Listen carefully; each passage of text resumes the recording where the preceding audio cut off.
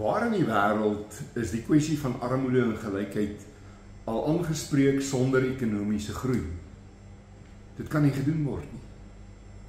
Waar in die wêreld was daar al ekonomiese groei sonder beleggings, sonder groot kapitaal invloei in projekte, sonder entrepreneurs? Waar in die wêreld is entrepreneurs en beleggers al gelok na onsekere beleidsomgewing toe, waar mens nie weet hoe sterk eiendomsreg staan nie, waar jy wonder hoe wette en regulasies toegepas gaan word, waar daar groot onsekerheid is oor die standpunte van die beleidsmakers. Om beleid te kan beïnvloed, en dit verstaan ons in die landbouorganisasies baie goed, moet jy beleid hê. Jy moet 'n standpunt hê. En dit is baie skaars in die groot turbulensie wat die Trump-regering in ons wêreld ingelei het.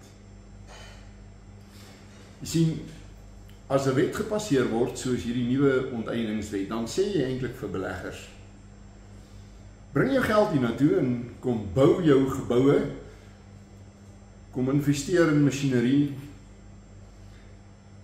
kom vestig hier jou eiendom. Maar daar is 'n kans dat ons dit gaan vat en jou nie daarvoor gaan betaal nie.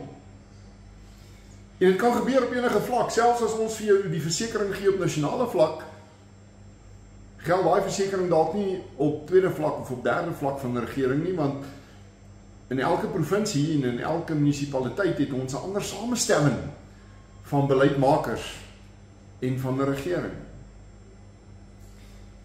Jy kan ook nie sê, moenie bekommerd wees oor so 'n wet nie, alhoewel ons hom afgeteken het, gaan ons hom nie op jou gebruik nie.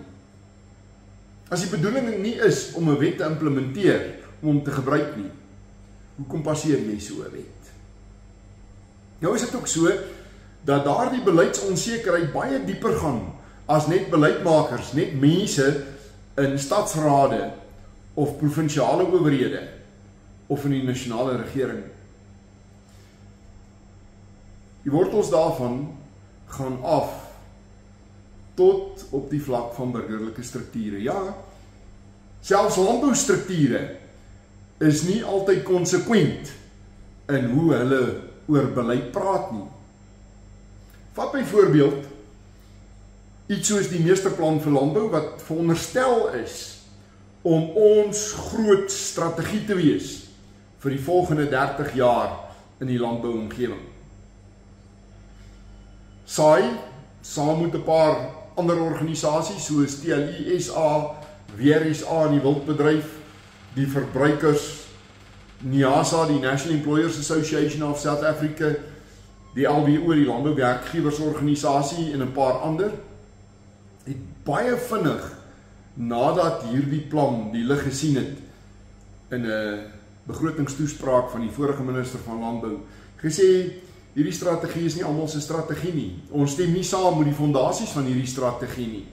Nie net omdat ons uitgesluit was van die gesprekke om hierdie strategie tot stand te bring nie, maar omdat daar fundamentele krake in sy fondasie is.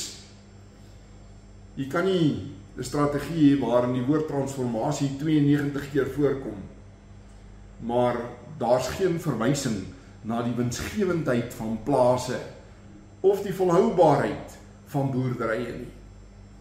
Vir ons is dit belangriker. En toe die nuwe minister van landbou, John Steenhuisen, in sy eerste begrotingsrede nadat hy in die pos gekom het, ook sê dat hy gaan hierdie plan implementeer, was dit SAI wat gaan aanhaal het uit die DA se toesprake na Toko de Diza se begrotingsrede. En sê, ons stem met die DA volmondig saam. Julle beleid en ons beleid is belyn met mekaar. Ons het, net soos julle, probleme daarmee dat hierdie plan op die verkeerde fondasie gebou word. So, uit watter beleid word so 'n plan nou geïmplementeer? Presies dieselfde het gebeur met swart ekonomiese bemagtiging. Die departement en die staatsondernemings in landbou druk die hele tyd dat swart ekonomiese bemagtigingskriteria aangelê word vir die toestaan tot regte of lisensies of permitte om byvoorbeeld sekere produkte na sekere plekke toe uit te voer.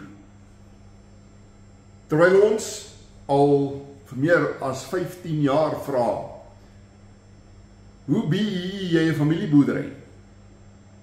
Hoe op aarde trek jy beleggers na 'n plaas toe met grondeise op? Kom, steek jou belegging in hierdie grond, maar ons is nie seker of ons hierdie grond nog gaan hê oor 2 jaar van nou nie, want daar is 'n grondhuis op. Die regte lewe werk nie so nie. Ons kry nie antwoorde hierop nie. Toe die departement 'n week gelede 'n paar wille houe na Sakeliga toe swaai om te sê die beleid van swart ekonomiese bemagtiging en landbou is al oud en hy moet geïmplementeer word. Toe is daar 'n oorgrootte meerderheid van boere in Suid-Afrika wat sê op grond van watter beleid. En saai het ons nie 'n probleem met bemagtiging nie, ons doen dit self. Ons spandeer 'n groot deel van ons omset in vennootskappe met ander organisasies aan bemagtigingsprojekte en ons gaan doen dit daar waar dit die nodigste is, in die diep landelike gebiede onder kommunale boere. En hier op die periferie van stede, in voorstedelike en stedelike landbouprojekte. En een van ons vennote is selfs die stad Tshwane.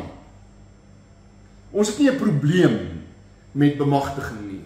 Ons het nie 'n probleem daarmee as daar positiewe bevoordeling van histories benadeelde mense is nie. Maar ons het 'n groot probleem as daar negatiewe diskriminasie mee gepaard gaan.